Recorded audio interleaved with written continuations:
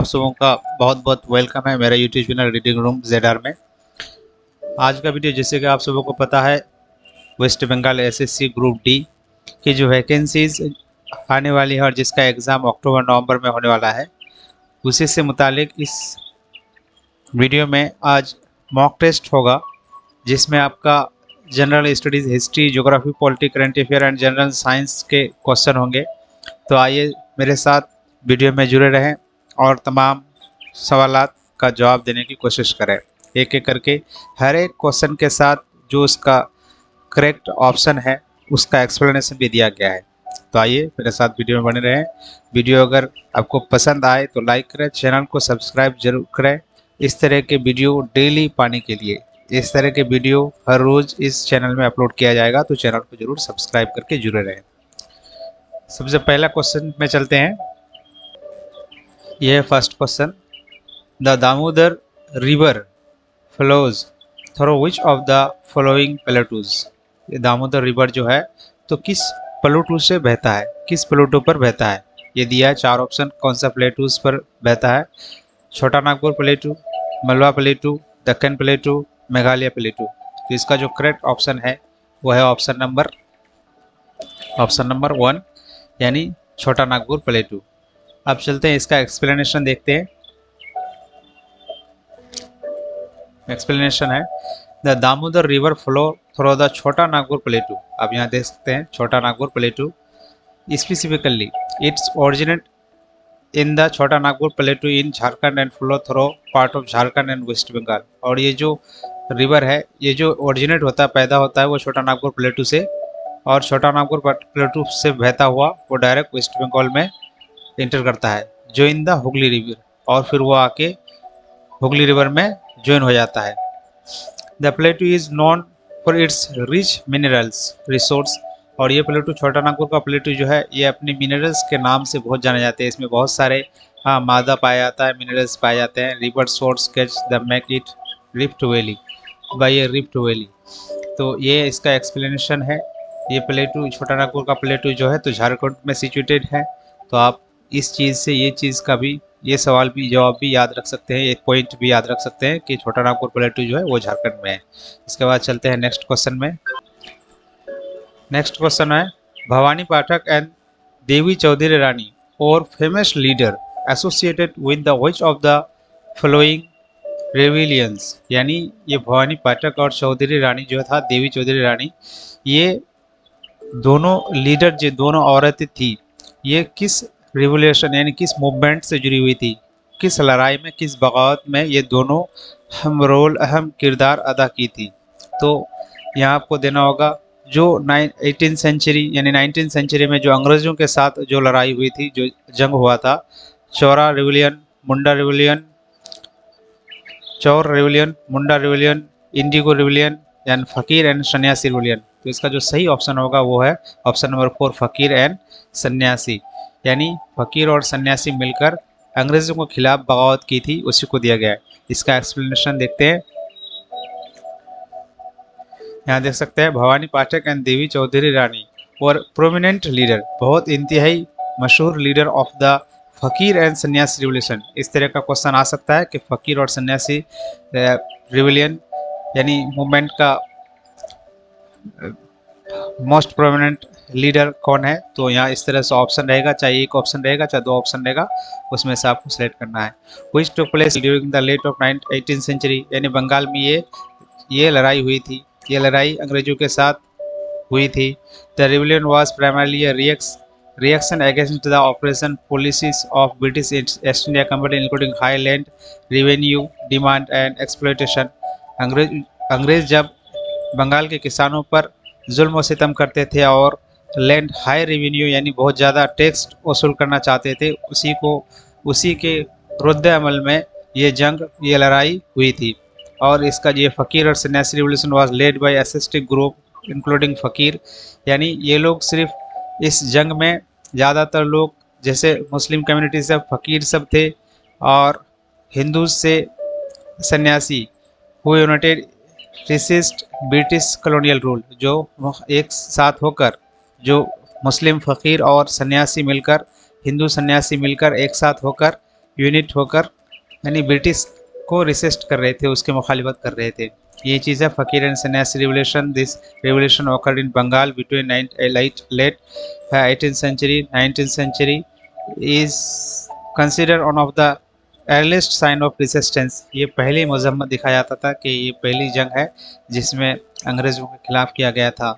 ये ऐसी शुरुआती जंग था, उससे पहले भी बहुत हुए थे। The uprising was stretch for the devastating famine of 1774। इसी के कारण 1774 में यानी अंग्रेज जो हाई रेवेन्यू डिमांड कर रहे थे, लैंड रेवेन्यू, तो उसके वजह से 1770 में जो फैमिन आया था यानी कहत साली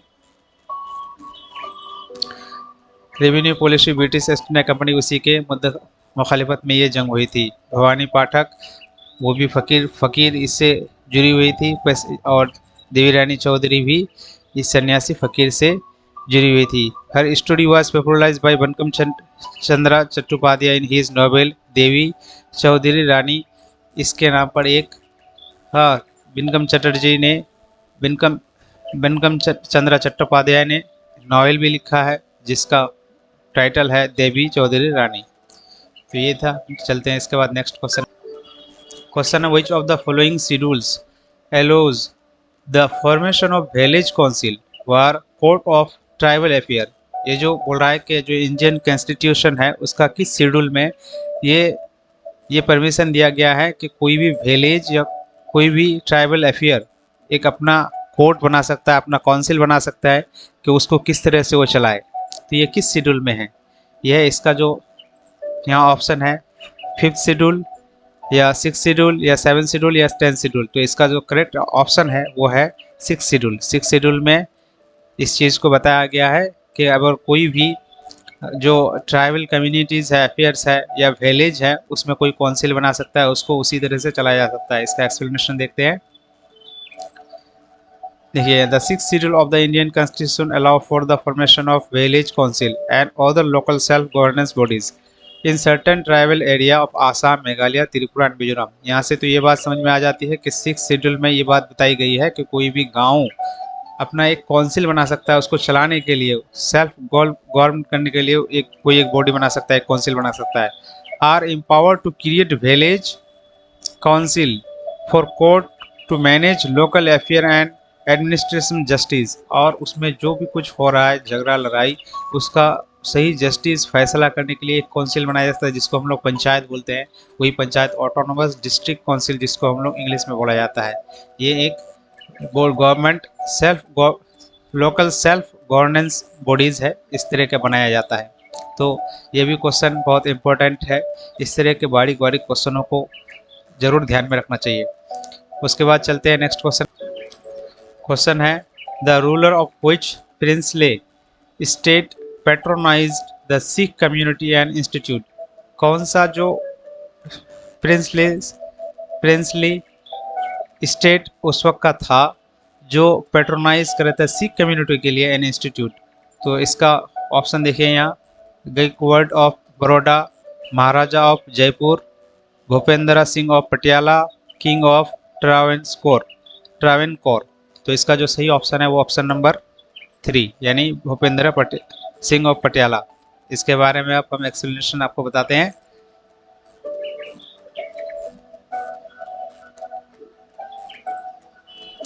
यहाँ देख सकते हैं, Maharaja Bhupendra Singh of Patiala was a notable patron of the Sikh community. Sikh community का एक बहुत बड़े रहनुमा थे। And played a key role in processing Sikh religious and cultural heritage. He contribute to significantly to the construction of renovation of construction and renovation. Construction मतलब होता है बनाना, रिवेन्यूशन मतलब उसको जदीद करना। यानी फिर अब जैसे सपोज कीजिए कि कोई घर है तो उसको फिर से अगर रिपेयरिंग किया जाता है तो रिनोवेशन होता है, और जो उसको बनाया जाता है तो construction of Sikh religious shrine including the golden temple and Amritsar. इसको भी इसने रिनोवेशन किया था। अब यहाँ देख सकते हैं golden temple Harmandir Sahib, the golden temple located in Amritsar. ये क्वेश्चन भी आ सकता है। This is the holiest shrine in Sikhism. Sikh का सबसे हॉलीस्ट टेम्पल कौन सा है? Golden temple.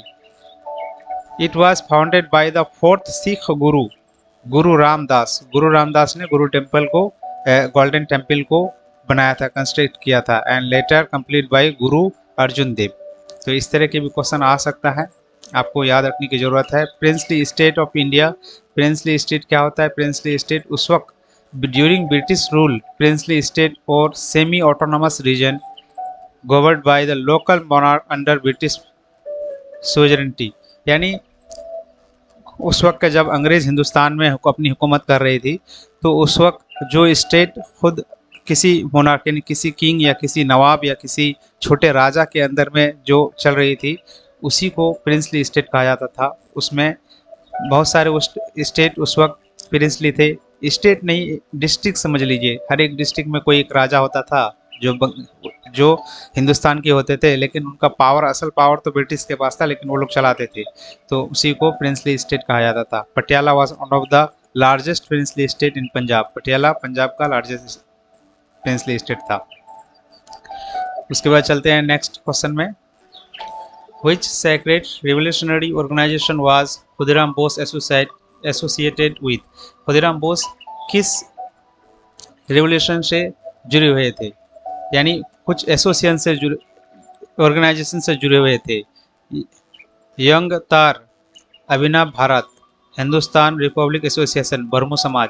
यहाँ जो 4 ऑर्गेनाइजेशन है, इसमें से किस से जुड़े हुए थे? तो खुदीराम बोस योगनतार से जुड़े हुए थे। इसके बाद चलते हैं नेक्स्ट क्वेश्चन में। Which urban local self-governed body manage a small town with limited municipal function such as street light and drainage? यानी जो छोटे टाउन शहर होते हैं, हर एक डिस्ट्रिक्ट में, हर एक पंचायत में, तो उस तरह के टाउन को जो स्ट्रीट लाइट होता है, ड्रेनेज होता है, पानी का मामला होता है, लाइट का मामला होता है, और बहुत सारी चीज़ों का मामला जो होता है, तो उसका कौन मैनेज करता है, यहाँ दे दिया गया है। तो इस तरह के भी क्वेश्चन आ सकता है, जो हम लोग डेली, जो हम लोगों के साथ होता है, हम लोग जिसको देखते हैं, लेकिन उसकी खबर हम लोग को पता नहीं होता है कि हम एक छोटे से शहर में रहते हैं, लेकिन उसको पता नहीं होता है हम लोग को कि इसका जो केयर टेकर है, इसका जो हर चीज़ मैनेज कर रहा है, वो कौन कर रहा है। तो इस तरह के भी क्वेश्चन आता है अक्सर। तो इसका जो सही ऑप्शन है, वो ऑप्शन है आपका टाउन एरिया कमेटी। ये टाउन एरिया कमेटी जो है, ये छोटे शहर में अर्बन लोकल सेल्फ गवर्न बनाया जाता है, मैनेज करता है स्ट्रीट लाइट एंड ड्रेनेज को। इसका एक्सप्लेनेशन देखते हैं।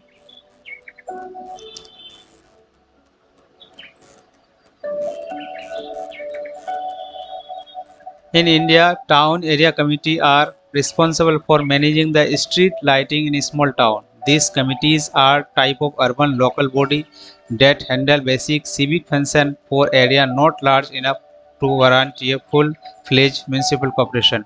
ये छोटे छोटे शहरों में होता है, बड़े शहरों में तो म्यूनसिपल होता है। तो उसी तरह से यहाँ दिया गया है कि म्यूनसिपल कॉर्पोरेशन क्या करता है, ये लार्ज पैमाने पे होता है। जो बहुत बड़ा शहर होता है उसको, जैसे कि आप सपोज कीजिए कोलकाता एक बहुत बड़ा शहर है, तो उसमें म्यूनसिपल कॉर्पोरेशन होता है। लेकिन आप सपोज कीजिए एक किशनगंज एक छोटा टाउन है, तो उसके लिए टाउन एरिया कमेटी होता है, नागर पंचायत होता है, स्पेशल पोर्ट ट्रस्ट होता है। इस तरह के भी बहुत सारे बॉडीज़ होते हैं। उसके बाद इस नेक्स्ट क्वेश्चन में चलते हैं।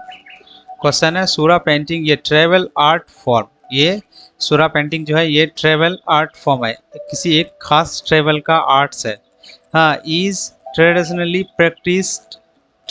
Practice by community in which Indian state. ये जो सूरा पेंटिंग जो है, तो पेंटिंग से रिलेटेड भी 1-2 क्वेश्चन रहता है। तो ये कौन सा ट्राइबल का है और इसमें ये किस स्टेट में है? तो इसका जो सही ऑप्शन है वो है आपका, पहले ऑप्शन देख लीजिए, गुजरात, मध्य प्रदेश, उड़ीसा, राजस्थान। तो इसका सही ऑप्शन है उड़ीसा। उड़ीसा में सूरा पेंटिंग चल रहा है। तो इसका एक्सप्लेनेशन देखते हैं। यहाँ देख सकते हैं, Saura painting is a traditional art form of the Saora tribes in Orissa. Orissa का है in India. This art form is deeply intertwined with their culture and spiritual belief, often depicting scenes from daily life, religious rituals and their connection with nature. ये जो है इसमें जो daily life में जो कुछ होता है उस कल्चर को पेश किया जाता है, ये सूरा टाइपिंग, ये पेंटिंग जो है। नेक्स्ट क्वेश्चन में चलते हैं। क्वेश्चन है which of the following state has the highest coal reserve. Coal यानी कोयला का जो, जिसको हम लोग कोयला का कान बोलते हैं, तो वो सबसे ज़्यादा किस स्टेट में है हिंदुस्तान का। ऑप्शन एक छत्तीसगढ़, उड़ीसा, वेस्ट बंगाल, झारखंड। तो इसका जो ऑप्शन सही ऑप्शन, करेक्ट ऑप्शन है, वो है झारखंड। अब इसका एक्सप्लेनेशन देखते हैं।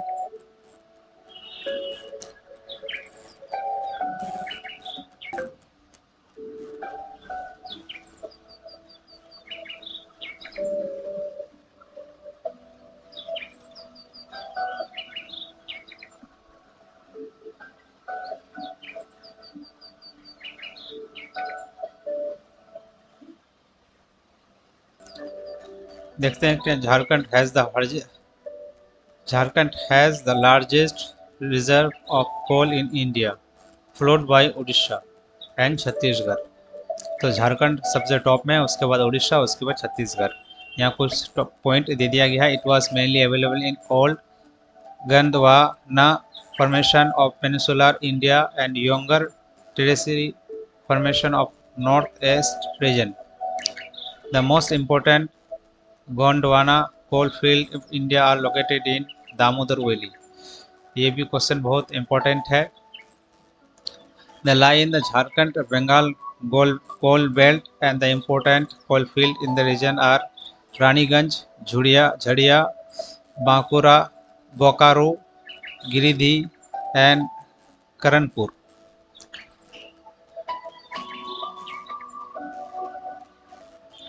क्वेश्चन है Arunachal Pradesh share border with how many neighbouring country of India.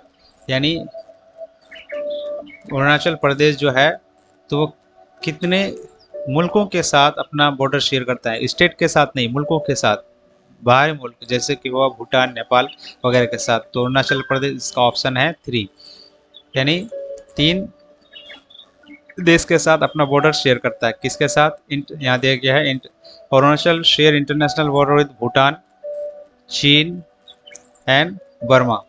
ये 3 देश के साथ अरुणाचल प्रदेश अपना बॉर्डर शेयर करता है। नेक्स्ट क्वेश्चन में चलते हैं। और उसके साथ साथ internally Arunachal border state of Assam and Nagaland, और 2 स्टेट के साथ, एक आसाम इंडियन स्टेट के साथ 2 और 3 बाहर कंट्री के साथ। By which of the following names are the valley situated between the lesser Himalaya and Shivalik known. यानी शिवालिक और लेसर हिमालय के दरमियान जो ये वैली सिचुएटेड, वैली पाया जाता है, तो उसको क्या कहते हैं। मर्क्स कहते हैं, डून्स कहते हैं, बेट या तराई कहते हैं। तो इसका जो सही ऑप्शन है वो है डून्स। इसका एक्सप्लेनेशन बताते हैं। यहाँ देख सकते हैं the valley situated between the Shivalik also known as the outer Himalaya. Shivalik को आउटर हिमालय कहा जाता है। And the lesser Himalaya is called ये डून। लेसर हिमालय और जो आउटर हिमालय के बीच में होता है उसको डून कहा जाता है। The valley are also known as the longitudinal valley because of run parallel to the mountain range. आप यहाँ देख सकते हैं Shivalik range, this is the southern most range of the Himalaya, southern most range of Himalaya, also known as for outer Himalaya. Lesser Himalaya located the north of the Shivalik, this range is also, यहाँ देखते हैं this range is also known as the Himachal were lower Himalaya. तो यहाँ से ये चीज़ भी आप note करके रख सकते हैं, बहुत इंपॉर्टेंट चीज़ है। इसके बाद चलते हैं नेक्स्ट क्वेश्चन। क्वेश्चन है the Maski Ashoka inscription is situated in which state of India. Ashoka का जो इंस्क्रिप्शन है जिसका नाम है मस्की, तो ये इंस्क्रिप्शन किस स्टेट में पाया गया है। अरुणाचल प्रदेश, आंध्र प्रदेश, कर्नाटक, उड़ीसा, बिहार। तो इसका जो सही ऑप्शन है वो है कर्नाटक का। कर्नाटक में इसका इंस्क्रिप्शन, अशोका का इंस्क्रिप्शन पाया गया जिसको मस्की कहा गया है। एक्सप्लेनेशन आप देख सकते हैं। The Maski Ashoka inscription is located the state of Karnataka. यहाँ देख सकते हैं India. It is situated the Raichur district, Raichur district में सिचुएटेड है, specifically in town of Maski. The inscription, इस इंस्क्रिप्शन को जो डिस्कवर किया गया था सबसे पहले सी विडोन ने 1915 ईस्वी में इसको डिस्कवर किया था। ये भी चीज़ आप नोट करके रख सकते हैं। नेक्स्ट क्वेश्चन में चलते हैं। क्वेश्चन है where will Hero Asia cup hockey 2025 will hosted, यानी ये जो हीरो एशिया कप हॉकी का जो है ये 2025 में कौन सा स्टेट इसको, ये एशिया कप है तो कौन सा इसको किस शहर में ये हाँ होस्ट होगा, खेला जाएगा। तो इसका ऑप्शन है पटना, गया, दानापुर या राजगीर। तो इसका सही ऑप्शन है राजगीर। एक्सप्लेनेशन देख लेते हैं।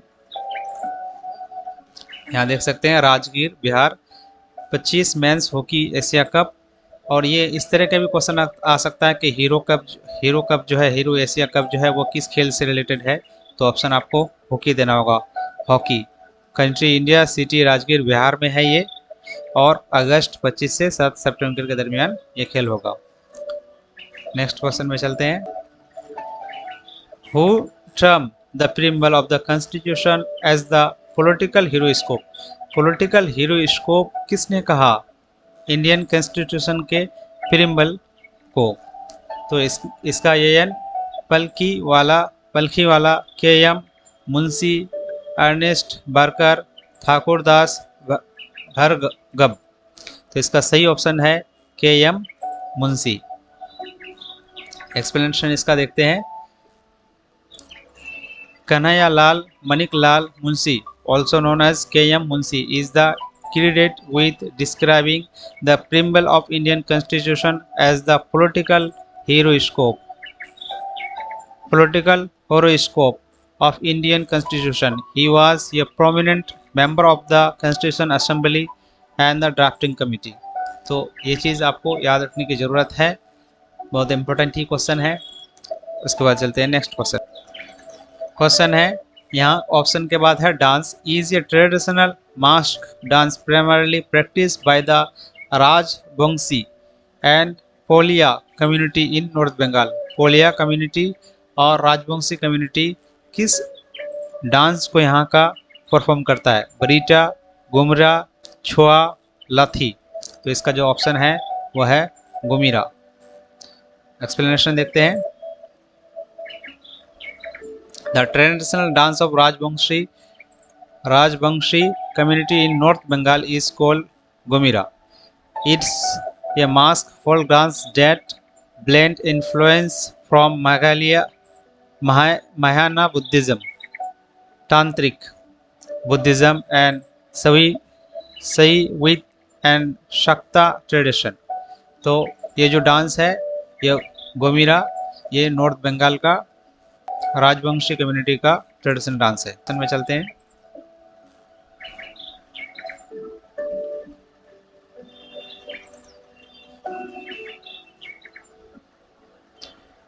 क्वेश्चन है in which year was the Indian state broadcasting service rename to all India radio. ये यार यानी ऑल इंडिया रेडियो इसका नाम कब पड़ा था, सबसे पहले इसका नाम था इन व्हिच ईयर, यानी इंडियन स्टेट ब्रॉडकास्टिंग सर्विस का नाम ऑल इंडिया रेडियो कब पड़ा। तो इसका जो ऑप्शन है यहाँ देख सकते हैं 1936, 1947 और सॉरी यहाँ टाइपिंग मिस्टेक है 1956। तो इसका करेक्ट ऑप्शन है 1936, 1936। यहाँ आप देख सकते हैं the Indian broadcasting service was rename all India radio 1 June 8, 1936। Next question में चलते हैं। क्वेश्चन है which animal was not known to the Indus people, यानी इंडस पीपल किस जानवर को नहीं जानते थे। तो ऑप्शन है टाइगर, लायन, एलिफेंट, डीर। तो इसमें जो है इसमें ऑप्शन है आपका लायन। लेकिन एक्सप्लेनेशन में एक चीज़ और मैं बताऊंगा कि जो यहाँ जो दिया गया है the horse was an animal not known to the Indus Valley civilization, also known as the Harappan civilization. Indus Valley civilization को हड़प्पा civilization भी कहा जाता है। उसमें हॉर्स को नहीं जाना जाता था। While the domesticated various animal like cattle, dogs and elephant, यानी domesticated जो एनिमल था, हॉर्स जो है वो डोमेस्टिकेटेड में आता है, कैटल डॉग डोमेस्टिकेटेड में आता है, लेकिन ये लायन डोमेस्टिकेटेड में नहीं आता है। यानी जिसको घर में पाला जाता है वो जानवर में लायन नहीं आता है, टाइगर नहीं आता है। तो इसीलिए ये सब जानवर्स में हॉर्स भी इम्पोर्टेंट है। जो डोमेस्टिक हॉर्स ये है जानवर है, लेकिन वो भी उस वक्त नहीं पाया गया था। इंडियस पॉपुलेशन इसको भी नहीं जानती थी, उस वक्त का कोई अभी तक सबूत नहीं मिला है। तो यहीं तक था आज का क्वेश्चन। वीडियो अगर अच्छा लगे, कोई अगर अच्छा लगे तो लाइक करें, वीडियो को चैनल को सब्सक्राइब करके सपोर्ट करें, और डेली इस तरह के वीडियो पाने के लिए ज़रूर कमेंट करें। शुक्रिया।